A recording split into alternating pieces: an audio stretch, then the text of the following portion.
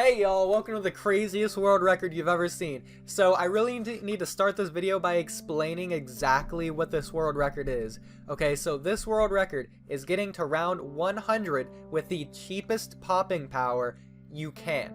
So just any well, not really any difficulty, the difficulty that goes to 100. Just get to 100 and the towers that have popping power get added to the total cost. So you can have as many support towers as you want. As you can see on screen, what I did is you get the 004 overdrive. That's the cheapest I could get. So keep in mind, this is a tack shooter without faster firing, without the extra range. This is a 004 tack shooter.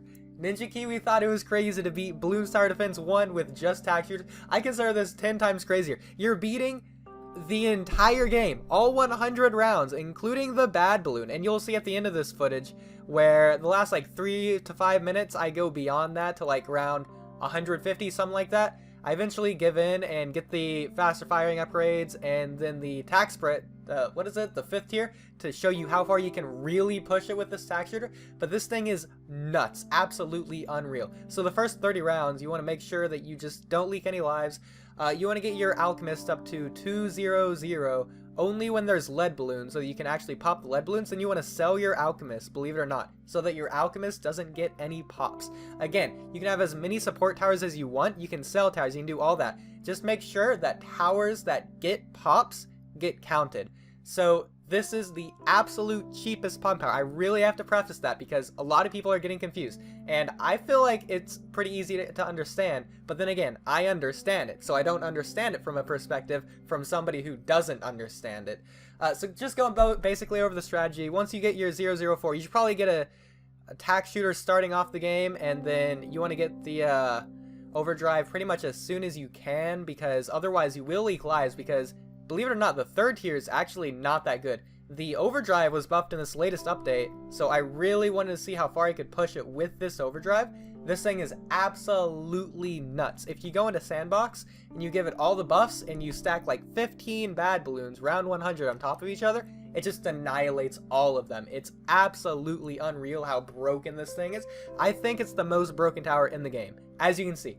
But just going over the strategy, before I end this talking part of the video and just let you see the gameplay, I'll say once you get the overdrive and then you beat the lead balloons, you really want to get to the 30s, and that's when you want to start farming. Obviously, you want to get your hero as early as possible. I used Benjamin for this. You can probably do it with other heroes, but Benjamin obviously doesn't get any popping power, so I feel like this, of course, would be the best tower hero anyways. And then it would also be great because not only does it get the ability, which lets you beat 63, which you can see on screen right now, actually.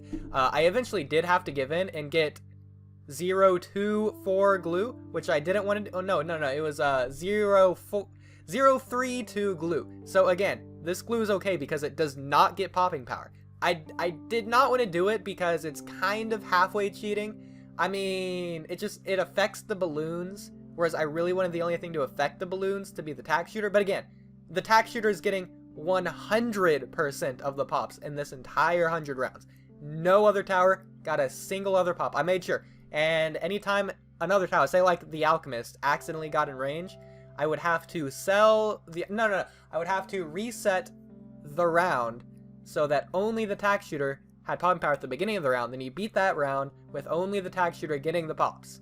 So you had to be really careful. Make sure it was only the tack shooter so that nothing else counted in this.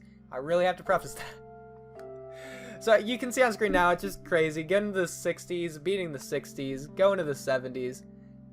It's just, look at how good this thing is. It's absolutely crazy. Keep in mind, this is 004 tack shooter. This is not faster firing. This is a, what, $3,000 tower or something like that? I'll have the actual amount in the description or the title or something. But I'll obviously have world record there, so who knows how much room there's going to be. So obviously this thing can beat the MOA pretty easily. Just make sure that you want to get, before you really start farming, you want to get your MIB up so that you can pop the lead balloons without having to worry about the alchemist. From there, you want to obviously get the 300 village, as this is the primary monkey village. So good. Absolutely ridiculous how much better it makes this tack shooter. It gives it extra range. I think it gives it extra pierce, maybe attack speed as well. Which means you probably want to get the 003, or no, the 030 MIB. All these different upgrade paths confuse me. So you want to get just a plain MIB, and then you want to get the just a plain top path. So just a plain mole path and just plain top path. You don't really want to cross path because it's not really going to help you. And again, maybe you can push the record a little bit lower if you can manage to get a 010 village and then get the overdrive, but I don't think it's possible because, again, the tack shooter is not good. If you leak lives, then, well, guess what? You didn't get the full popping power, and I don't really count that because this is really more of an efficiency thing to show you that it can be done popping power-wise, which is really confused because you're still spending, like, all of your money. And some of these rounds, as you can see, did give me a lot of trouble. You do gotta micro all of your abilities, but once you get the, what is it, the overdrive?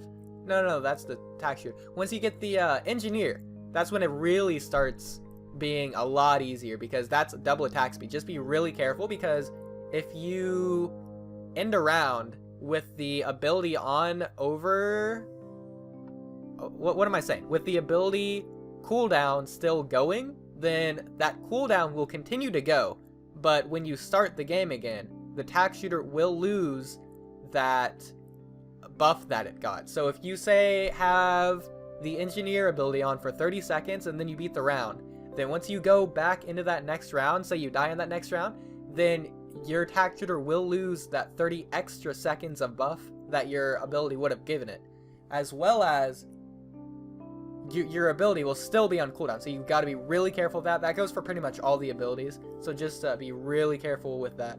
And once you get the, what is it, this engineer up to 5th tier, the perma brew, it gets so much easier once you can get that guy in range. But you got to be really careful because once you get him in range, he's going to start wanting to attack the balloons. That's why you got to get these 2 helicopters to put him in range and out of range as soon as possible. That's also why the helicopter is in the bottom left corner, obviously, so they don't get any pops. And I guess you could say Benjamin is getting pops in a weird way with this little thing that he shoots out that turns all the balloons into nothing. But really, the tack shooter is still getting all the pops in reality. So that's pretty much the whole strategy. Just be really careful with the ability timing. Maybe get more than 1 engineer if you really want to be careful with that ability timing. But yeah, you beat this whole game with just an overdrive tack shooter. Absolutely unreal. You can use the helicopter for extra lives and money. I did have to do that in order to get this, what is it, the 5th tier ability for the engineer. That thing makes this thing go so much further, like the 120s just by that alone.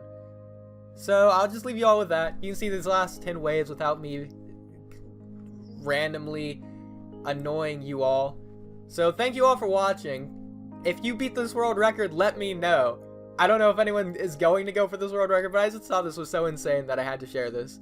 This is the entire game beaten with a single tower, not even cross-pathed, up to 4th tier. You won't be able to do that anywhere else, let alone for such a cheap tower. Like, even the temple, I'm pretty sure, would at least struggle a little bit if it was just a vanilla temple.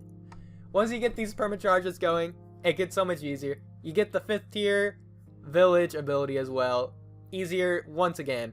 You get all these things. You can sell all your other extra towers because you don't really need them at this point. And then yeah, you're good. And I guess you can do it with glue as well. Just be careful not to pop anything, of course. And that's all I'm gonna have. Here's the bad balloon, and that's victory. And then here's all this extra stuff. It just keeps on going. If you want to click off, go ahead. If not, enjoy the rest of the video. Thank you all for watching. And of course, this was live streamed if you can't tell by the comments and the right. So definitely go check out my live stream channel on Twitch. I'm going to keep streaming on there for a while.